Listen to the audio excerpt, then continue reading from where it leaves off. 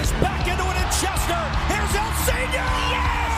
Yes! The center back, Jacob Glesnes, is going for it. Oh my God! What a goal! And that will do it!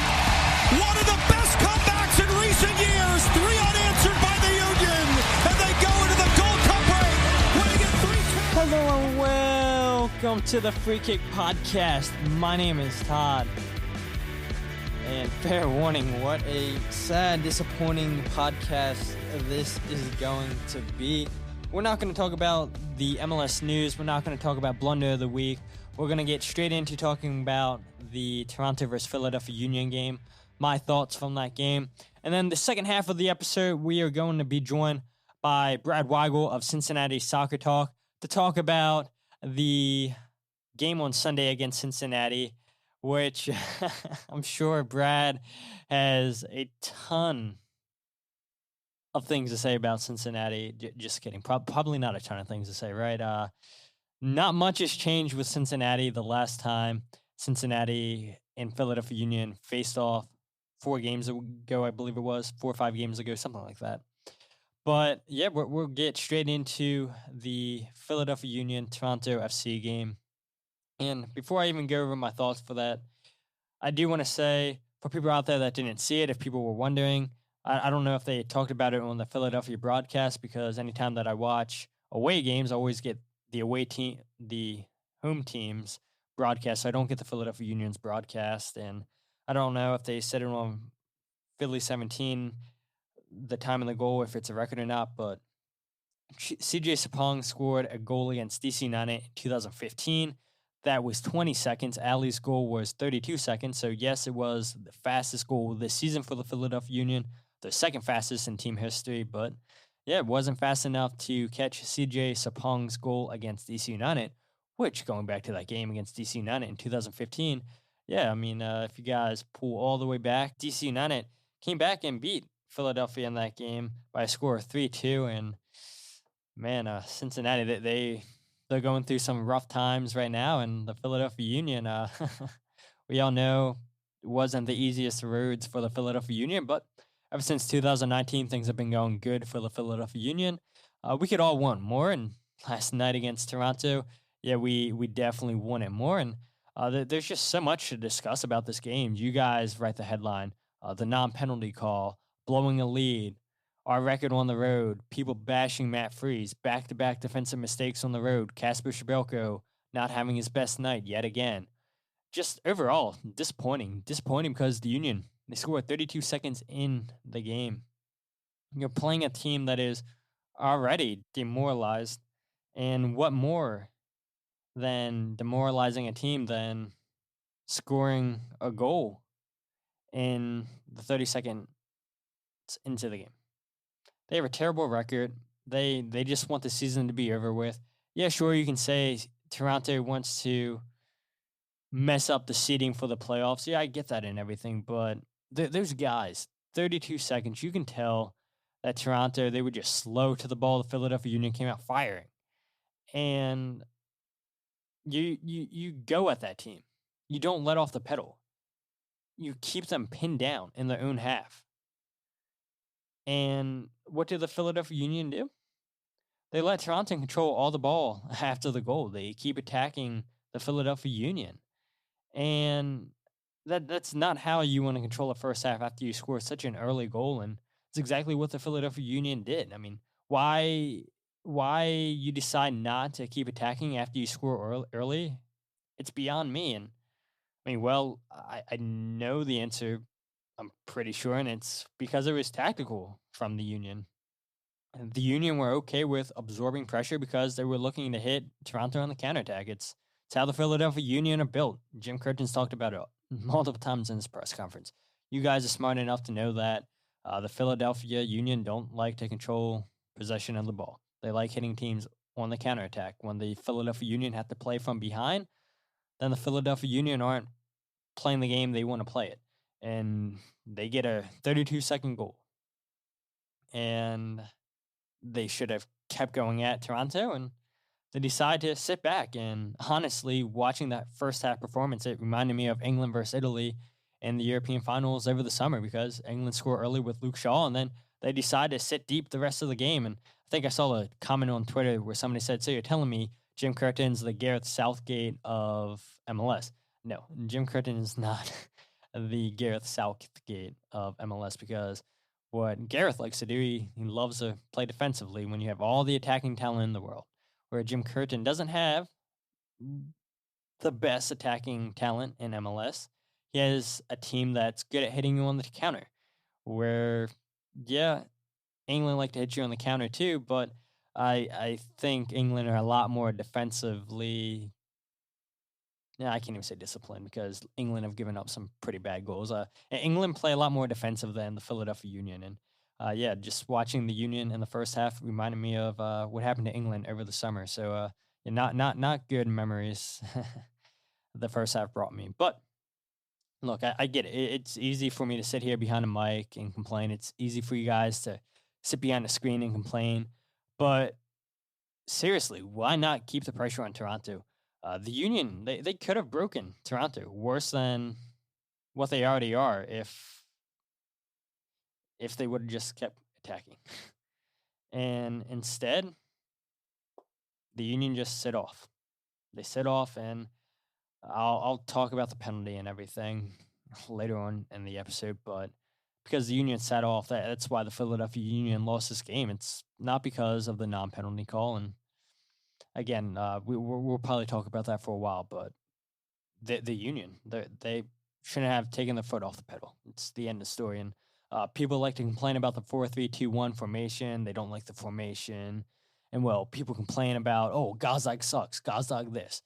And if you want to get the best out of Daniel Gazdag, then I think it's pretty evident that the 4-3-2-1, as of right now, is how you're going to get the best out of Daniel Gazdag with Jamir Montero, how Jamir wants to play the number 10, but you bring in Daniel Gazdag to be the number 10. And, we've seen Daniel play as the number 10 in the 4-4-2, and, yeah, he hasn't looked the best, but it's not been enough for me to give up on Daniel Gazdag. But ever since he got benched against Montreal, and we've been playing this 4-3-2-1 formation, he's looked like a different player, and maybe people aren't complaining about Daniel Gazdag as much as they were in the 4-4-2 diamond formation. And look, the 4-3-2-1 wasn't the reason we gave up 2 goals last night, because as soon as Sergio Santos subbed on in the 57th minute, we switched to the 4-4-2 diamond. And for whatever reason, once we switched to that formation, the formation that we've been playing 95% of the season, we conceded 2 goals within 4 minutes. And Elliott's clearance hits off a guy, and it's not his fault because we should have cleared that ball a long time ago and should have kicked it out on the side, should have done something. And we left it to Jack Elliott to rush the ball and kick it right at the guy. It should have never came down to that, and it did. And then right after that, we score an own goal. I mean, Toronto had us exactly where they wanted, and luckily for us, Sergio Santos comes on and gets a goal. Big goal for us. It's 6 goals in 6 games, I believe it is, against Toronto. And you talk about players that stepped up, had a good game that didn't disappoint last night. Kai Wagner is the player, in my opinion, who played the best for the Philadelphia Union last night. Played a fantastic ball into Sergio Santos, where Sergio Santos didn't even have to move at all. And when a striker, when a player, doesn't matter, whoever you're crossing the ball into, if they don't have to move from the position they're at, that's how you know it's a great cross. Kai Wagner hit it with great pace, great accuracy, and Sergio Santos was able to get a free header and tie the game up 2-2. And I just think overall, fantastic game from Kai Wagner. And there's just no way that I see Kai Wagner staying here next season. He's just way too good for MLS. He's way too good for the Philadelphia Union. And I know I said that last year, and Kai Wagner's been here this whole season, but honestly, like, there's got to be some team in Europe that needs a left back that's going to give the Union a good offer to come and take Kai Wagner from the Philadelphia Union. I mean, we all would hate losing Kai Wagner, but there's just no way I see Kai Wagner staying with the Philadelphia Union next season with the season that he's having in MLS. He's proved himself in MLS. What else does he have to prove in MLS? He's good enough to go back to Europe and play, for a mid-table team in the Premier League, I think. I think he could go back and play in the Bundesliga. Maybe not for a Dortmund or a Bayern Munich. Obviously not, since they have players miles ahead of Kai Wagner. But mid-table teams in the Bundesliga, yeah, sure. I don't see why he couldn't. La Liga, they love attacking fullbacks in La Liga. Kai Wagner loves their attack. So I think La Liga could be a good league for Kai Wagner to play in. So there's just, the end of the day, I don't see Kai Wagner being with the Philadelphia Union next season, but I was wrong last time, and I guess I could be wrong again. But let's just go ahead and talk about that non-penalty call. Was it a penalty? Yeah, I think it was. And Michael Bradley clearly made his body bigger, even if the ball hit his thigh first. The referee came out and said, no, it hit his stomach, then it hit his hand, that he didn't try to make his body in an unnatural position. And therefore, the referee didn't give the penalty. He didn't have to go and look at VAR. He told the VAR guys, look, this is what I saw. It's not a penalty. I'm not going to come over and look at it. And so, therefore, they don't go and look at the monitor. And honestly, I don't care about the non-penalty call at all. The game shouldn't come down to a potential penalty. People can complain about, how it was a penalty, how we got cheated, how we got robbed. But I'm more mad that the Philadelphia Union for not attacking after the first goal. That's exactly why the Philadelphia Union lost this game, not because of a blown penalty. It should never come down to the referee making a crucial decision for your team. And if it does, then how good is your team? How good is your team when you need to rely on a penalty against a terrible Toronto team? And I just think that people need to focus the anger on the tactics that Jim Curtin deployed after the Philadelphia Union scored that first goal.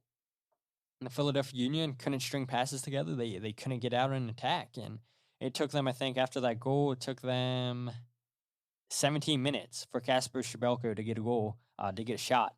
And from that time that Kacper got a shot off in the 18th minute, what was it? It was blocked. So I don't know. I really I don't think people should be mad at the non-penalty call. And I get it. It was a penalty, but you should be mad at this team for how they struggled defensively once they switched to a 4-4-2 diamond. Should be mad at them for not attacking, for whatever reason, not being able to get out of their own half in the first half. It shouldn't be because the referee blew a call. It should never come down to that. And I get that that's going to be the story that most people are going to complain about, how it should be a penalty. You're right, it should be. But how many times do we see blown calls in soccer? How many times do we see blown calls in sports? And it's coulda, shoulda, woulda. Take care of your job on the field, and you don't have to rely on the blown calls. But Jim Curtin was asked after the game just his thoughts on how he thought the Philadelphia Union played, and this is what Jim said. A strange night. I thought obviously a great start to the game. To get the first goal was important. From there, I thought played a poor first half. Was frustrated with our ability to get around the ball. It was kind of a really slow tempo game. Overall, just kind of not ourselves. Came in at halftime still with the lead. Obviously we kind of go from having the ball under control to picking it up out of the back of the net twice. Then from there, showed a little bit of character, and Sergio scores a good goal. Obviously, the big play is the handball. That, in my eyes, is about as clear as it gets for a handball. By definition, Michael makes himself a little bit bigger.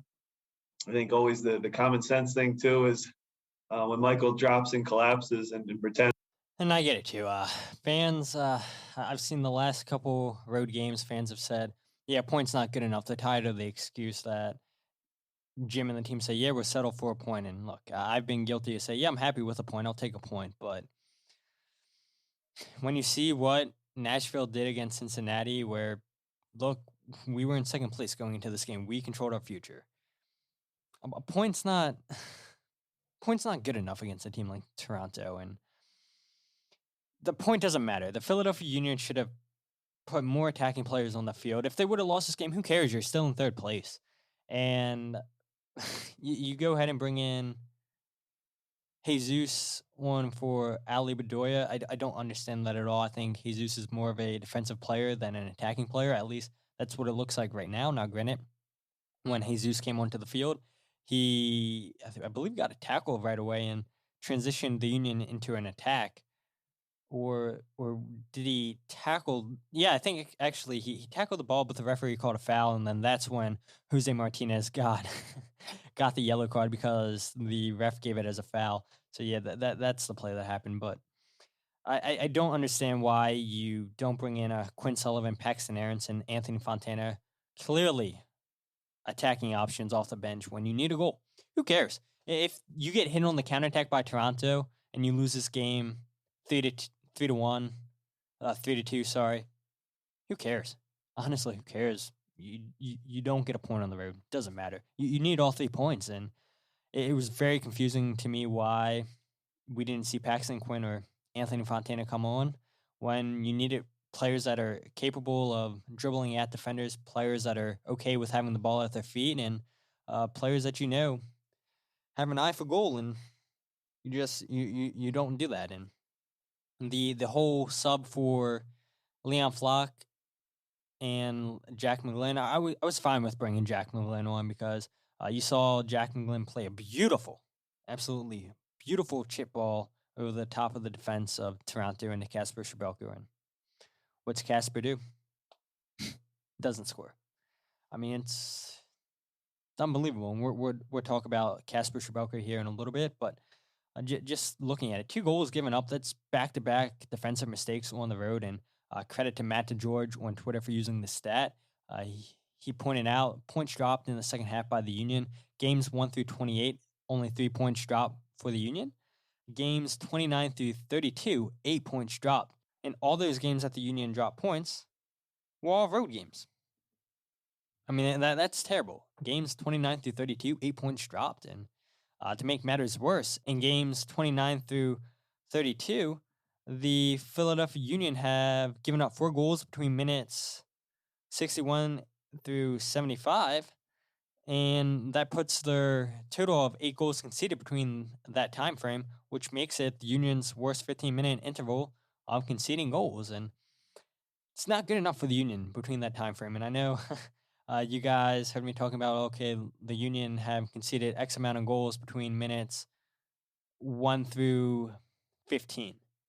And now, is it going to turn into, well, the Union have conceded this amount of goals between minutes 61 through 75? Well, 8 goals conceded between that time frame, 4 goals between that time frame in games 29, 30, 31, and 32. It's not good enough for the Philadelphia Union. And Ali Bedoya spoke to the media, and you guys are in for a treat because Ali Bedoya wasn't afraid to lay any punches, and you can tell Ali Bedoya was clearly really upset after this game. I'm pissed, There's 2 points lost again.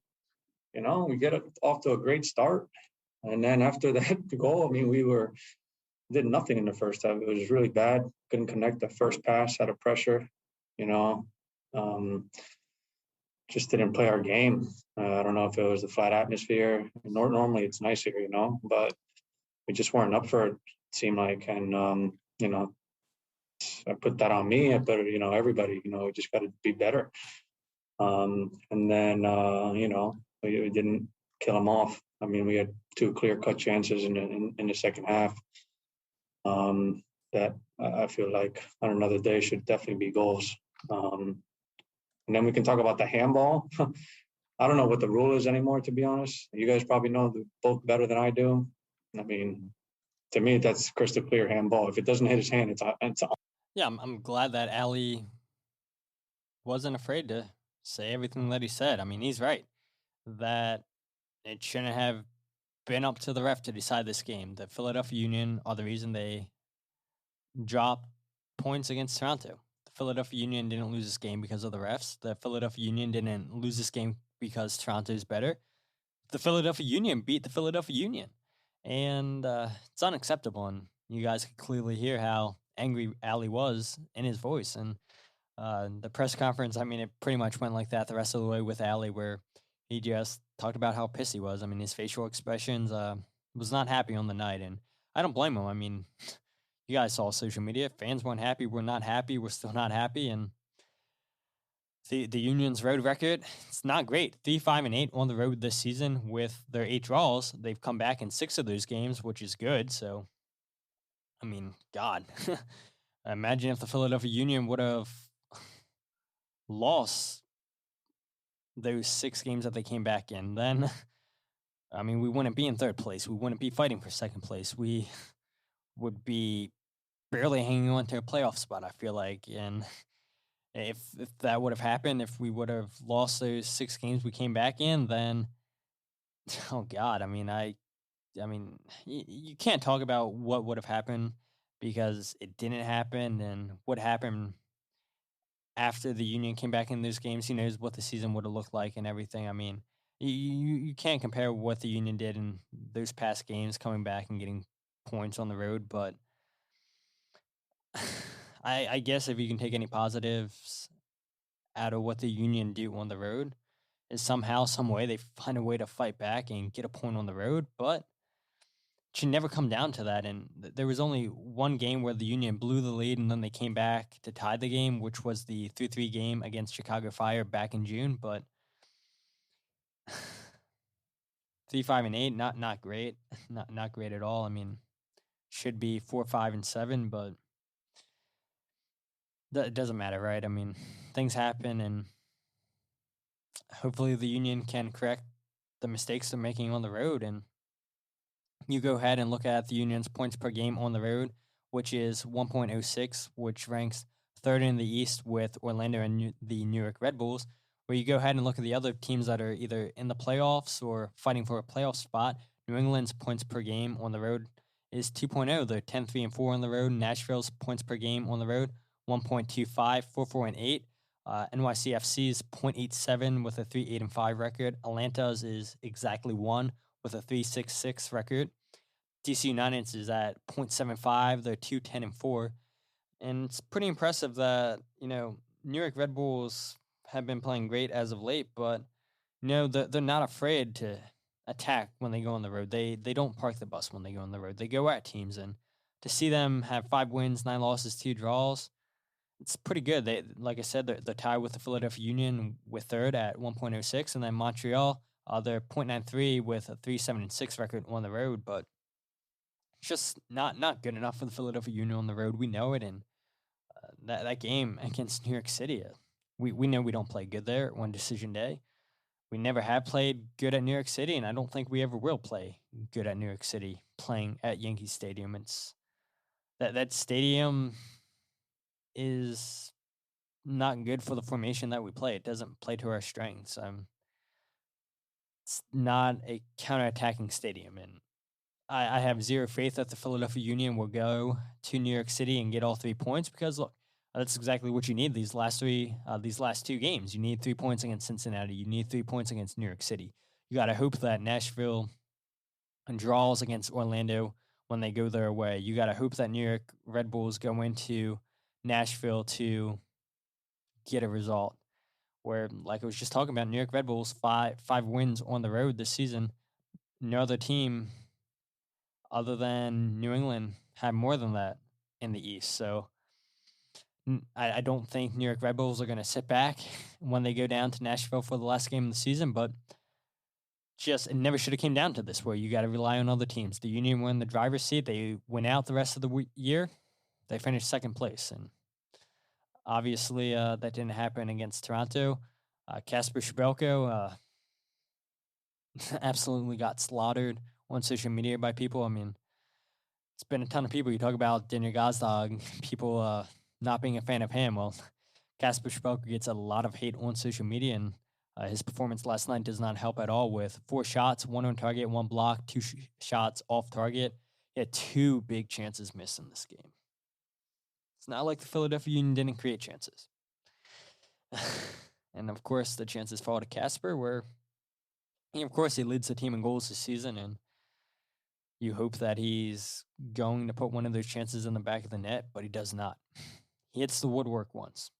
6 out of 15 duels won. He had 60 touches. I mean, you look at his heat map, he literally was everywhere on the field just to get touches, just to try to get involved in the attack some way, to build the attack some way. And had a terrible night. Like I said earlier, Jack McGlynn played a beautiful chip ball over the top to Kacper, missed it somehow, and I just think that Kacper is a guy who lets his emotions get the best of him every time he misses. You saw it when Kai played a beautiful cross into Kacper, who sees his shot get saved by Westberg, and Kacper gets the ball to him and kicks it against the sign, and it's just a sign of frustration from Kacper, and you've seen him do it multiple times this season. You see him argue with the ref after he thinks he's fouled. I mean, this is a guy who I feel like is just really, really, really easy to get under his skin, and when he scores, everybody's happy, but one goal per 226 minutes isn't good enough from Kacper. One goal per 227 minutes isn't good enough for Sergio Santos. One goal per 232 minutes isn't good for Corey Burke. Credit to Pete Andrews for that stat, but it's obvious that our strikers aren't getting it done. 226 minutes you get a goal from Kacper in MLS play. Not good. It's terrible. I mean, how many other teams would constantly put out a striker out on the field that gets one goal per 226 minutes or one goal per 227 minutes? Not many teams are going to put out players that get a goal with those kind of minutes. Now, at the same time, too, I mean, teams could always use a striker. So when you find one, I mean, you're fortunate. So not every team hits on a striker, and just Kacper didn't have his best night. And yeah, he was at fault for the first goal that Toronto scored, and it's disappointing. I mean, Kacper usually is pretty good on corners, and he's usually pretty good when the Union are trying to break out, hit teams on the counter when they deal with the corner kicks. But last night just wasn't Kacper's night, and it's a disappointing night for the Philadelphia Union where they left all 3 points on the table. And this is the one time you won't hear me say, yeah, points good on the road, because it's not. And hopefully the Union can take care of business against Cincinnati. Hopefully the Philadelphia Union can take care of business in New York City, and hopefully Orlando and New York Red Bulls, which is asking a lot, can do us a favor against Nashville. But it is what it is. And as much as we're disappointed in dropping points and not winning games, we should have won. Nobody has the right to be more disappointed than FC Cincinnati fans. And I'm joined once again by Brad Weigel of Cincinnati Soccer Talk. I know we talked at the beginning of the month, and not much has changed since you were last on, so I really appreciate you coming onto the podcast, Brad, and helping me preview this game. But, man, I feel so bad for you guys over there in Cincinnati. Well, all we do is we take home hardware. So this is our third wooden spoon, already clinched, and we set records. I think the first season it was the epically worst, historically worst defense. Year 2 was a historically worst offense, and now this year we just tied the record for the most consecutive losses. So we're just writing our name right in the rule book. We're definitely Content FC is what I call us right now. Yes, I love that, Content FC. I mean, look, you guys, people remember from last episode, we talked about how you guys have writers. You guys obviously do the podcast. And I guess you guys do have a lot of content that Cincinnati are giving you. Even though it's not the content you guys want, you guys still have content. So, I mean, if you think about it, this will be the conclusion of our 6th season, and this will probably be like our 6th rebuild. So every off season we're doing something, man. So again, we're going to be doing it again this off season with Chris Albright, your guy Chris Albright, who. He started to put his little fingerprints on the club through a couple matches we've seen. So we'll see. But, please, God, this time next year, we're not talking the same stuff. I hope not, because I went back and listened to the other episode that we did, and I was talking about how, at least, the future looks bright with Chris Albright. But, God, man, besides state players on your team, I don't know how the future looks bright for you guys. I really don't. Yeah. We've got some guys, and just trying to get through the last 2 matches of the year, and then I'm really interested to see who sticks and who doesn't. I don't know if you've watched of FC Cincinnati the last couple games, but he's tried to play that 4-4-2 diamond like you guys are familiar with. Not working out so well on the defensive side. We've scored some goals. I think we scored 7 goals in our last 3 matches and still lost all 3. So, but definitely making it at least a little more interesting. That's for sure. I think we talked last time when you were on the podcast how you guys weren't scoring goals at home, and you guys scored 3 against Chicago. You guys scored 3 against Nashville. So making progress. But that midfield, man, and we'll get to it. But before I even get into what happened in the Nashville game and what happened in the Chicago game, I think like right after I had you on, like I saw like some of your people that were like writing to you, adding you on Twitter and everything, like talking about Cincinnati won't allow Cincinnati fans to sell tickets below market price. What was that true, or like what's up with that? I'm not fully an expert on this one. Because I was on vacation when all that stuff came out. I was at like last week or something. But FC Cincinnati runs everything through SeatGeek. I'm not sure how Philly does it. But if you want to buy and resell on the SeatGeek ticket market, there is a floor. So you can sell below face value, but it's not much. So what used to happen is, a Bailey ticket was the supporter section would cost $20. People would throw it up there for $10. And it would go super quick. So I think now the floor is like 16 or $18. Don't quote me on that specifically. The one nice thing about FC Cincinnati is that as soon as they heard about that and the fans complained about it, changes have been made. So actually, from what I've been told by like the head ticketing guy, they didn't actually know that was coming. Apparently that came from SeatGeek and then never really got filtered down. So changes are being made there, and which, like I said, is commonplace with FC Cincinnati world is the FO has been very quick on that front, but wasn't a great look again. We just self-inflicted wounds, man. Like you said, both sides of the ball right now. Like you said at the beginning, just content Cincinnati, and look, there's more content right there that you guys can sell tickets. The stuff we don't even think about talking about. You could talk about, right? Yep. Oh God! I mean, what a story you guys can live in. The children that are too young to know what's going on with Cincinnati. Yeah, look at our last 3 seasons in Cincinnati. Look at all the rebuilds we went through, and hopefully, when those kids get older and everything, hopefully it's happier times for Cincinnati. But right now, I guess it's good that they're young and they can't remember anything. But let's go ahead and talk about Nashville a little bit. So for Cincinnati fans out there, this is a game nobody wants to talk about. Everybody wants to forget. And we'll talk about it just a little bit, I promise, Brad.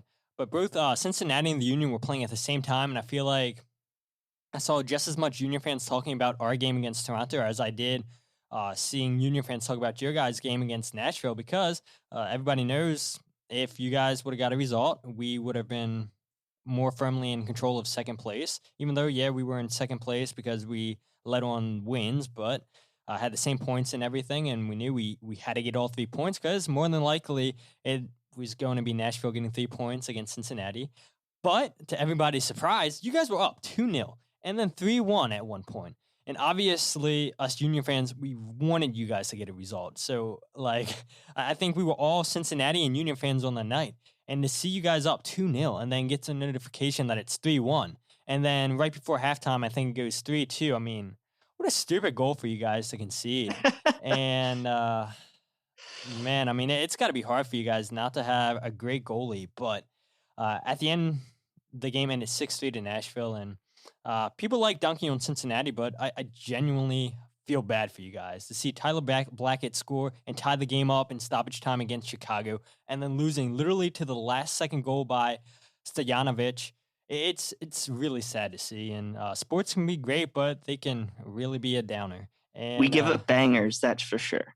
So both that Chicago game and that second goal versus Nashville last night. But, the first half, FC Cincinnati, they were the better team. They led the XG was like 1.8 to 0.3, even though the score was 3-2. They were looking dangerous. I think, in that 4-4-2 formation, like I mentioned, they've started going to that diamond with Chris Albright, where you got Brandon Vasquez and Brenner up top with Luciano Costa behind him. They've created chances. And then plus with Vasquez up there, that gives you that. He's not necessarily a pure target for it, but he's a beast. Like, he's a big body. He's bringing down the ball and creating chances. So that's been awesome. But you mentioned it's been the midfield struggles for FC Cincinnati. Caleb Stanko, terrible. Harrison Union just not fast enough to cover ground. They don't have enough bodies there. Just not good. Now, Yu Kubo was been injured. He came back. He played well for the first half, but it's like you said, we gave up 4 goals in the second half on Wednesday night. I think we gave up 4 or 5 goals against Miami over the weekend in the second half.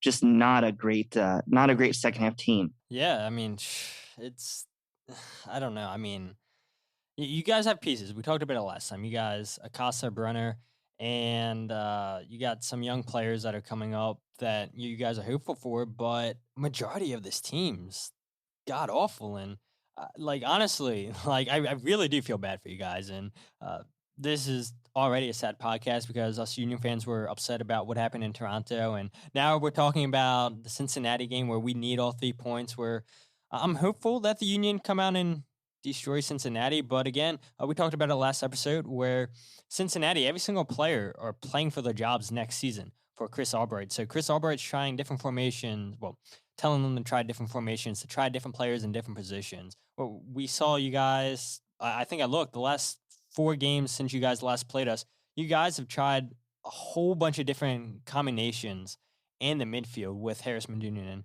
And like you said, nothing's working for you guys. Literally nothing's working. And I've got to imagine that a new goalkeeper has got to be pretty high up on that list of new players next year. I think every position almost outside of those Brenner and Luciano Costa, maybe Ronald Matarrita is a high priority position. But last night we saw Kenneth Vermeer finally thrown back into the fire after 7 games missing or something. Didn't look good. You can't put everything on him because the midfield is just allowing guys to run on our back line without any ability to stop them. And but yeah, Vermeer did not look capable last night at all. It's like at one point, there was like a couple tweets like, "Is he even paying attention? What's going on here? What's going on here?" But yeah, now you mentioned all the different combinations. I'm not even sure we're going to see in midfield this weekend.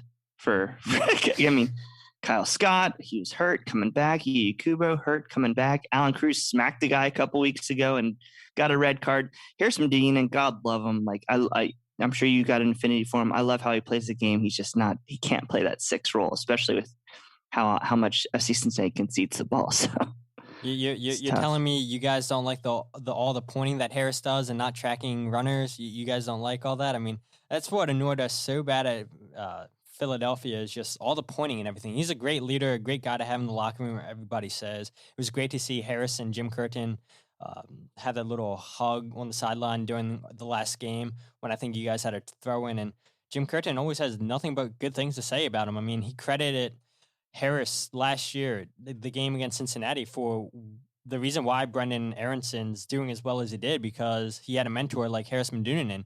And you talked last episode where you think it's very important to get veteran guys in this team. And yeah, Harris might not be starting quality, but he brings that veteran presence. He's played in the Bosnian national team. He's played in World Cups for Bosnia. He's played over Europe. And that experience doesn't come overnight. So having a player like Harris in the locker room can only be good for Cincinnati. But on the flip side of that, you guys want to bring players on that can actually play on the field. What they can do in the locker room, who cares? But it matters what they do on the field, and I think you guys are seeing Harris. His legs are gone. yeah, they were gone before he got here. But yeah, and I get what you're saying. FC Cincinnati. If I'm Chris Albright, I'm looking at bringing in a 6 and an 8 with MLS experience that can contribute right away, just to start filling out some sort of backbone for this roster, because it's not there. Caleb Stanko, I don't know what they see to continue to see. Have to play him other than they need bodies. That's the only thing I can think of is they're just throwing him out there because he can somewhat play that role and see what other people are around him, knowing that they're fully going to replace him. But it's I don't know what Chris Albright's thinking right now. I don't know if he's regretting the move. I don't know what. I was kind of hoping we'd see a little turnaround, so this job might be a little more attractive to the coaches, because what you got your boy Pat Noonan, right? Talking about him coming here. If I'm him, I'm not sure I'm touching this with a 10-foot pole right now. But well, you kind of listening back to that episode, you kind of like changed my mind. Where like we're asking you guys to take all these first-year guys at Cincinnati, and it's like you talked about how this is the bottom of the barrel that it's ever been for Cincinnati. I don't know. I mean, what happened against Nashville seems like it got even lower than what it did last time, and maybe it is going to be the right move for you guys to bring in a head coach that has MLS experience, not a first-year guy. I mean, Pat Noonan. Look, we talked about it. We would love to keep him here. And maybe he does go to Cincinnati, but maybe, like you said, maybe he says, yeah, I can't fix this mess at Cincinnati. And the fans are already climbing at your backs. You talked about the trust between the front office and the fans is non-existent. I've got to imagine now the trust with the coaching staff's non-existent as well. I mean, I honestly did not think it would get worse from the last time we played you guys to what it is now, but somehow, some way it has. But two positives to bring out of it is I think you were pretty high on Brandon Vasquez and then Barbial. I think I'm saying that name right. The future looks promising for these two guys. Yeah, there's some talent on the roster. Brandon Vasquez, I think he'll probably come back next year. He's a low-cost domestic forward. He didn't really get much of any run out during Jaap Stam. Now, all of a sudden, Tyron Marshall comes in. I think he scored 3 goals in his last 3 matches. And it looks like he's a nice little piece up alongside Brenner. As far as Barrial goes, he's kind of disappeared this last, 4 or 5 matches. And I think it has a lot to do with the formation. And that's one thing I'm really looking to see what FC Cincinnati's going to do, because they're 2 U22 players, and really their third one is Gustavo Vallecilla, who's a center back. But the 2 main U22 players are Isaac Atanga and Alvaro Barrial, 2 wingers. Well, in a 4-4-2 diamond, you don't really use those guys. So Barrial, I think he's a good piece. I'm not sure where he's going to fit if they try to stick with this 4-4-2 formation, because him and Tonga haven't really gotten to see the field. And, those are 2 pieces that you need to have contributing on your roster. So while I'm high on him, that's a question mark now. All of a sudden, that I didn't think was going to be a question mark a month or 2 ago. Yeah, I mean, we saw it here in Philadelphia with Fafa Pico, where he's more of a winger than he is a striker, and the Union try to play him as a striker. And maybe that's what Cincinnati tries to do with Barbial. But Fafa, I mean, love the guy and the hustle and everything that he brought. You can't make a winger into a striker. It just doesn't work in a 4-4-2 diamond. It doesn't work that way. And Vasquez, you were talking about him being a hold-up player. That's what Kacper Pryzbylko is to us. And I feel like in a 4-4-2 formation, you've got to have a guy that's a hold-up striker. And hey, if Vasquez can be that for you guys, be your Kacper Pryzbylko, you guys will take that. And Brenner, use him as the Sergio Santos, get in from behind to get your goals, even though us Philadelphia fans, we want more production in the goals department by Sergio Santos. He gets in behind so many times against teams, one of the fastest guys in MLS, I feel like. But yeah, that's one thing that caught my eye is like ever since Chris Albright got there 5 games ago, you guys have changed formations up, like we said, changed different combinations up in the midfield.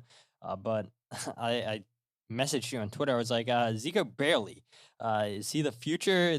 And you said absolutely not. I mean, why has he been playing 5 straight games for you guys at right back? Because he's healthy. He's a body. So Nick Hanglin was playing right back. He broke his arm in training.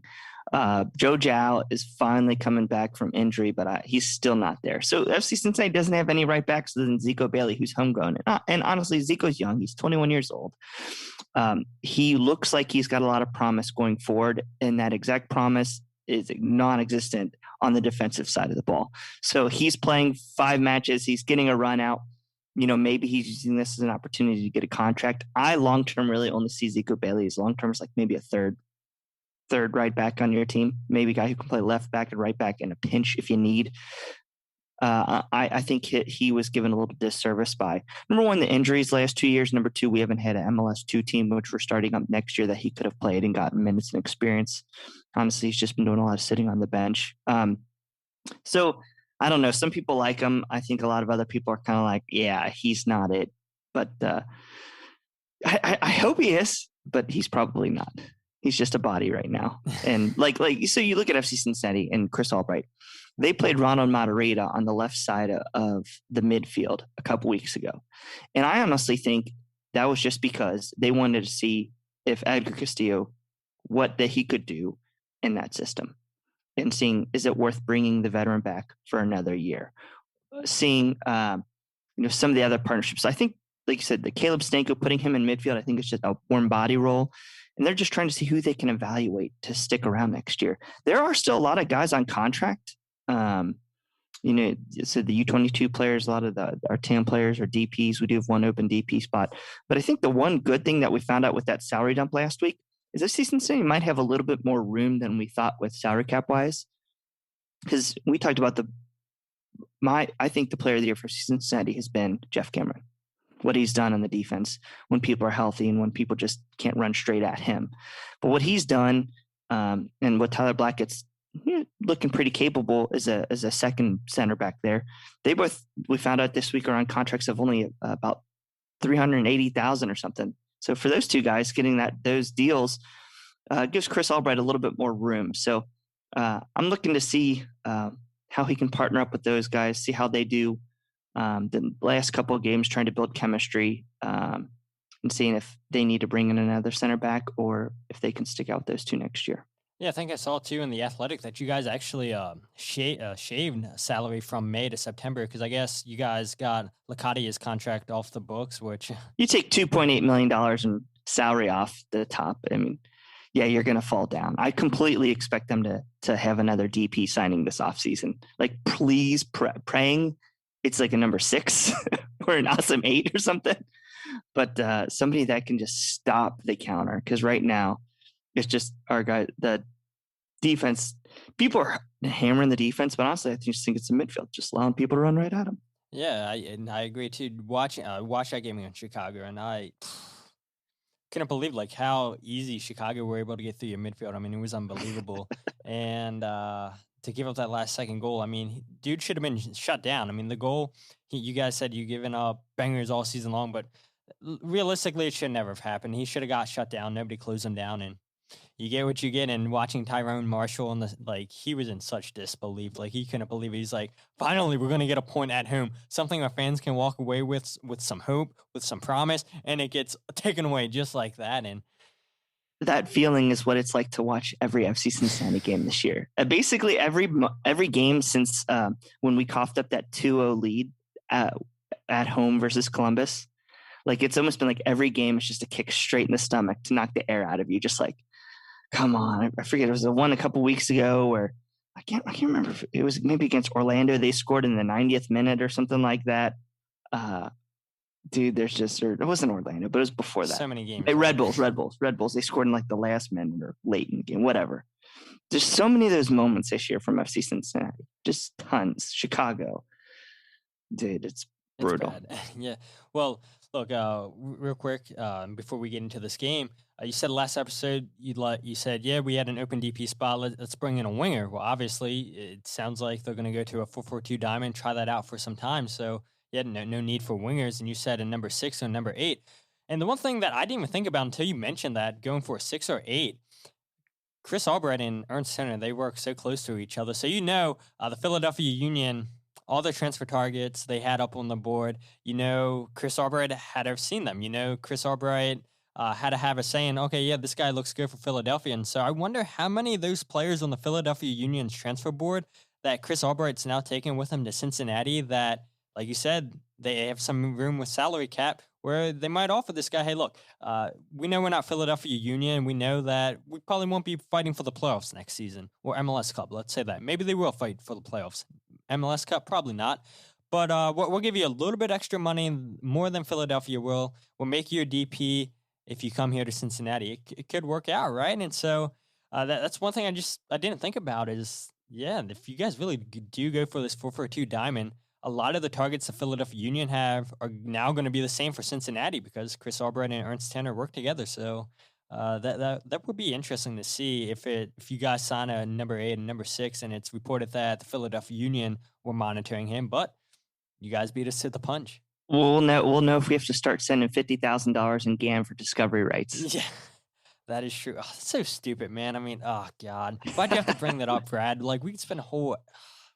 We just got some this past week. I forget who we got it from. We got somebody's rights money for somebody's rights. I was like, yes, we finally got somebody. Like, we finally pulled one off on another team. Awesome. I think I lost all respect for MLS with the discovery rights when somebody took a picture. Somebody took a picture a few years ago, and I don't know why the Philadelphia Union didn't take this off their board, but they had on a poster board or something or a whiteboard, the discovery list. On the top was Zlatan Ibrahimovic. The number 2 was John Terry. How the hell can you say, yeah, the Philadelphia Union discovered John Terry, Zlatan Ibrahimovic? Everybody knows who these players are. All right, the stupidest rule in MLS, the discovery rule. Like, I can get it for a player like Jameer Montero, Kai Wagner. Who knows who these players are? Zlatan, John Terry? Are you serious? Yeah, it's silly. It is. But let's go ahead and talk about the Philadelphia Union versus Cincinnati game this Sunday. We're recording this podcast on Thursday night, so before Jim Curtin's press conference. And who knows what Jim's saying in this press conference by the time you guys are listening to this podcast, because I'll tell you, last night Jim did not want to talk to the media. It took 3 questions, and he was off. And you could tell he was clearly disappointed.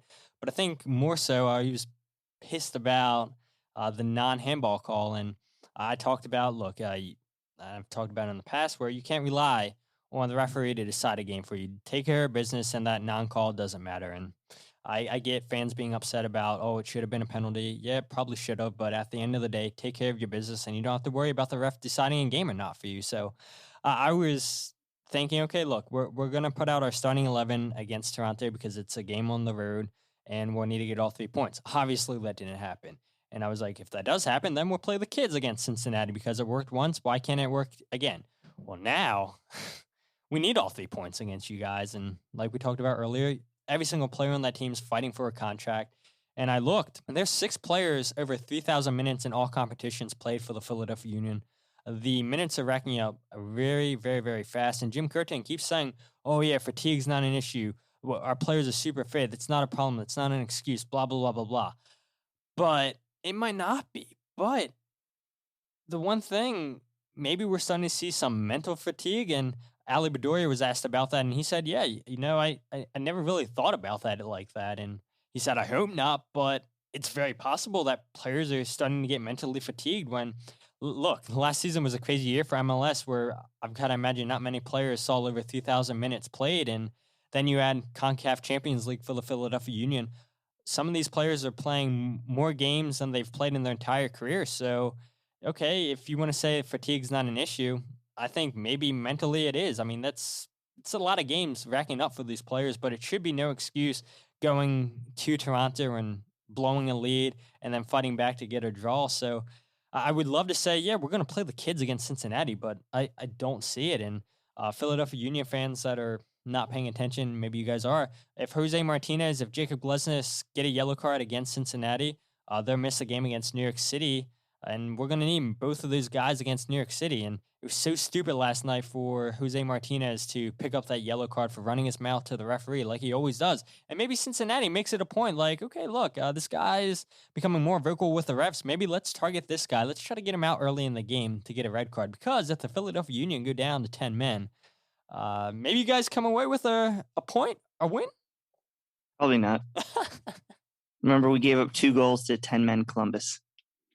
So, yeah, I think your guys are probably looking pretty good. You can probably play the kids. It'll probably be all right because I'm not sure. You mentioned guys playing long seasons. Brenner, he had to sit last weekend just because exhaustion. He's played almost every game this year, and he was coming back from Sao Paulo. Luciano Acosta, even though he looks like he still has a ton of energy, played the season in Mexico before coming here. Jeff Cameron, I would say he's on game 87 of this current season because he was championship straight to MLS. A lot of guys on FC Cincinnati, tired legs or coming off injuries. So I think that's been the biggest thing we've seen from FC Cincinnati the last couple of weeks. You mentioned it. It's a good point. Mental fatigue, second half, but I think also physical fatigue. Just with Jaap Stam not rotating anybody before his dismissal, I think the guys are just running to the ground. They know their season's done. They're tired. I don't think there's too much worry for you guys at home. So unless on Halloween night FC Cincinnati turns into werewolves, which I don't think so, I think they'll be doves. I don't think they're going to get a result. I think they'll probably set the all-time record for consecutive losses, unfortunately. No. I mean, just another record, just another one. And look, you guys got more content to write about, talk about it on the podcast, and then you guys are like, okay, one more game, then the season's over, and you guys are probably hoping that, Okay, you guys are probably all tired. Look, now I meant to mention this earlier in the podcast where, like, literally I applaud you guys for writing, for podcasting, and to going to the games, because seeing the same old the last 3 years, that's tough to see a team finish in last place the last 3 years, and to see people on social media, which, you know, it's social media, just constantly dogging on your team, and to see this stadium that Jim Curtin calls the best in MLS, to have world-class training facilities Chris Albright sees. Okay, that's great and everything, but you guys, the fans, you want to see wins. And it is, I know two things. I'm completely all right with not looking at a microphone after that USA Mexico game in a couple of weeks at TQL Stadium. But to your point, it is kind of funny. I think a lot of MLS fans should be pissed about something. It's because Content FC in last place gets way more articles and stuff on all the podcasts than the top teams like Philly. You guys should be talking about Philly and the kids and how awesome you guys are, and how, you know, you guys are probably, in my opinion, the best rival to New England. And, you know, instead they're talking about FC Cincinnati and 3 wooden spoons. And I think it's just because we're louder than everybody else. I don't know. Maybe that's just because I'm too close to the situation, but you're right. I mean, there's a lot of articles coming out on MLS.com about what you guys need next season and everything. Where I saw Andrew Wiebe post a picture of like 3 wooden spoons and the Cincinnati logo. I was like, Jesus, like, and just keep piling on, just right? More. We can take it. We're going to be insufferable when we finally, like, if we just get to 500, we're going to be the worst fan base. Remember last season, 2 seasons ago, you guys were writing articles talking about Mario Götze potentially coming to Cincinnati, and yeah, it never happened, right? How Cincinnati's a great German town, people were saying, and like you guys linked with so many players, and they never came to fruition. And man, it's tough. It's tough, I'm sure. But Content FC. But we, Philadelphia fans, I mean, what do we have to complain about? You said it last episode, like not much. Yeah, right. Oh man, we drew against Toronto. We're gonna make the playoffs, and we're gonna probably have a home game where you guys would kill just to make the playoffs. You don't care if you get a home game or not. You guys would kill to have a winning record. And let me just set some perspective for you real quick, Todd. Okay, Philadelphia has 50 points this season. In 3 seasons, FC Cincinnati has 60. Yes, that is your stat for the week, ladies and gentlemen. That's how bad it's been. If you guys don't understand, that's how bad it's been. New England has 73 points this season, and we've had 60-3. Every time you come onto this podcast, you're always teaching me new things. That's why I love. And look, I applaud you. I thank you for coming onto this podcast because it's tough. But I guess you got to have a smile and look at the bright side, and pulling out crazy stats like that. 60 points in 3 years. Thank God we have Joe Burrow. That's all you can say right now. This city would be burnt down if Cincinnati didn't have Joe Burrow and Jamar Chase. The city would be burnt down. Guys sitting at 5-2. Go Bengals. Yeah, how about that Who Day? Oh man, I mean, guys, at least you have something to cheer about in Cincinnati, right? So yeah, maybe that's why I'm not done completely. There's hope. Hey man. Yeah, absolutely. Then hopefully my Xavier Musketeers will knock off your guys Villanova here this year. I'm ready for that. Big East basketball. Whatever happens in with sports other than soccer in Philadelphia, I don't care about. Maryland trips all the way, so I don't think Xavier plays Maryland basketball. They might. I think we played. We might have played a couple years ago in basketball. I can't remember. You're not a Nova fan or one of the Philly teams? No. I live in Maryland, so that's true. Yeah. Yeah, just I support. Oh God, now my listeners are gonna hate me again. I'm not even going to tell the NFL team I support, but the Baltimore Orioles. Look, hey, we can go that way. Oh, how about that? I'll take that. Right? Oh God, dude. That was dude. I've never laughed so hard during a football game as the 2 games I watched this week. I've never laughed so hard and like a giggling, like this is awesome laugh with the Bengals Ravens this week, and then also like this is so sad laugh last night when I was watching FC Cincinnati concede 4 straight goals to lose 6-3. Absolutely. It's like, this is so terrible. It's like, it is. And look, sometimes Cincinnati fans, you guys just got to change the subject, talk about different sports, right? Because It's tough over there. But Brad, if people forgot where to follow you, the podcast, to listen to it, where can people find all that stuff on social media? So our podcast is Cincinnati Soccer Talk. You can reach us on Twitter and Instagram at Cincy Soccer Talk. And I am at Bradley S. Weigel, Weigel. So, yeah, love to interact with everybody. And when you win this weekend, don't talk smack, because if you don't win, it might be bad news for you guys. Whoa. Before I plug my social media and everything, if we lose, go ahead and add. You can add the podcast all you want. I will send you Skyline chili, and you got to eat it on your next show if we win. There we go. You can go have at it. You talked about Philadelphia Union not getting content. I will get the Philadelphia Union content. You guys will get more content. That the Philadelphia Union choked to Cincinnati. And look, maybe you guys do us a favor and get us more content by different podcasters, by MLS.com, by beating us. Yes. God, that would be terrible for us. But for you, you would love it. Right. Oh, dude, I just want a not loss. I don't even care if we win, just a not loss. A not loss. Yeah, honestly, probably would still get content for the Philadelphia Union if we didn't get 3 points against Cincinnati. So let's hope for the Philadelphia Union's sake that does not happen. But if you guys aren't following the podcast on social media, follow it on Twitter, Instagram, and Facebook at Free Kick Pod. Check out the website, thefreekickpodcast.com, wherever you get your podcast, The Free Kick. And looking forward to seeing Chris Albright and Harris Medunian. Hopefully Harris plays. If not, hopefully he travels with you guys. Looking forward to seeing them come back to Subaru Park this Sunday on Halloween night. And, I hope you have some good recommendations for Cincinnati next season, because I'm looking to make that my next away trip next season, visiting your stadium, because like Jim Curtin says on TV, it looks like it's a very, very awesome stadium, but Jim Curtin being there says by far and away it's the best soccer stadium in MLS. So it's pretty high praise from Jim Curtin. But Brad, thanks so much for coming into the podcast. And like I said, always a blast having you on. Thanks, Todd. Appreciate you, man. Yep. And with that said, my name is Todd, and this is the Free Kick Podcast.